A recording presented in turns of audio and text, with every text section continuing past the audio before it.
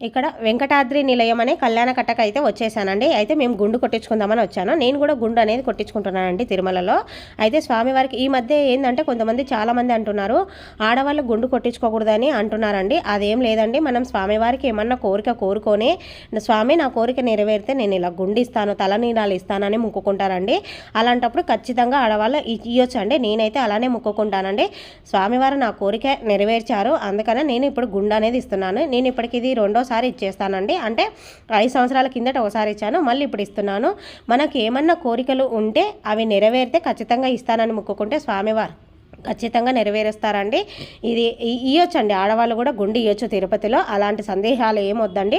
అయితే నేను ఇక్కడ ఇంకా మనకి వెంకటాద్రి నిలయం అని కళ్యాణ కట్టకొస్తే అయితే ఉదయం పూట పోతే మందులు తక్కువ ఉంటారండి. కొంచెం లేట్ అయ్యే కొద్దీ మనుషులు ఎక్కువ అవుతూ ఉంటారు, మనకు లేట్ అవుతుంటుంది. ఉదయాన్నే పోయినామంటే మనుషులు తక్కువ అనేది ఉంటారు. అయితే టోకన్ ఇస్తారండి గుండు చేయించుకుంటే వాళ్ళకి. ఫస్ట్ టోకన్ తీసుకుంటే మనకు ఏ రూమ్లో పడిందని వాళ్ళు చెప్తారండి. అక్కడ పోయి తీసుకున్నామంటే అయితే ఫస్ట్ గుండు కొట్టించుకోవడానికి ముందు మనకు తలంతా మొత్తం తడిపేసుకొని వాళ్ళ దగ్గర కూర్చుంటే మంచిగా నీట్గా చేస్తారండి. ఇక్కడ గుండు అనేది కొట్టించుకుంటున్నానండి.